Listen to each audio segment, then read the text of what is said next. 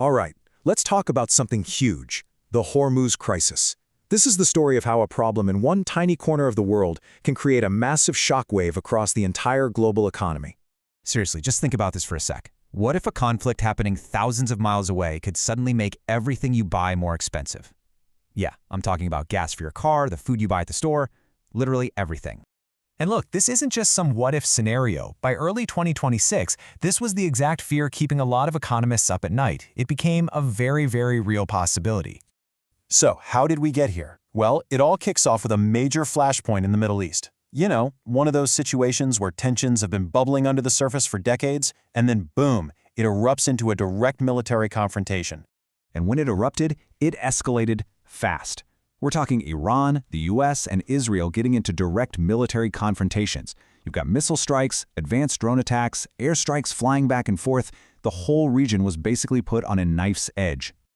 But here's the thing, and this is the crucial part of the story.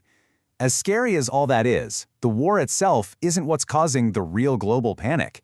No, the thing that has markets everywhere completely terrified, it's something else.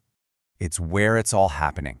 The geography, the specific location of this fight is what takes a regional conflict and blows it up into a full-blown global crisis.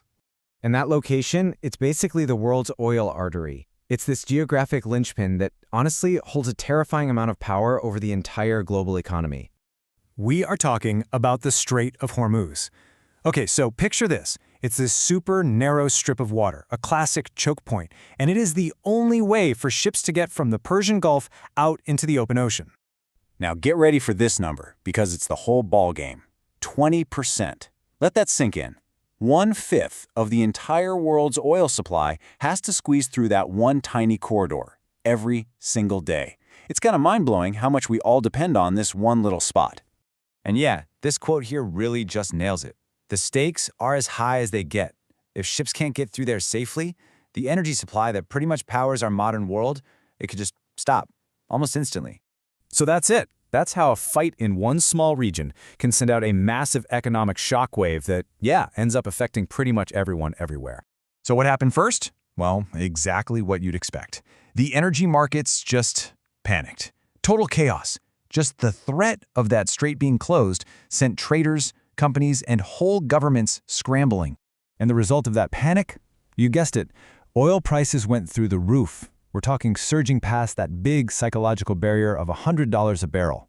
And a number like that, it's not just a headline, it's a shockwave that zips through the entire economy. And you feel that shockwave right away. Because higher oil prices mean gas for your car gets more expensive, it means farmers have to pay more for fuel and fertilizer, so food prices go up, even your power bill starts to climb. It's basically the perfect storm for inflation to spread across the globe. You can literally watch the dominoes fall. First, higher oil prices. That pushes up inflation. Then, because everything costs more, people and businesses start spending less, which slams the brakes on economic growth. And if you slam the brakes hard enough, you risk tipping the whole world into a recession.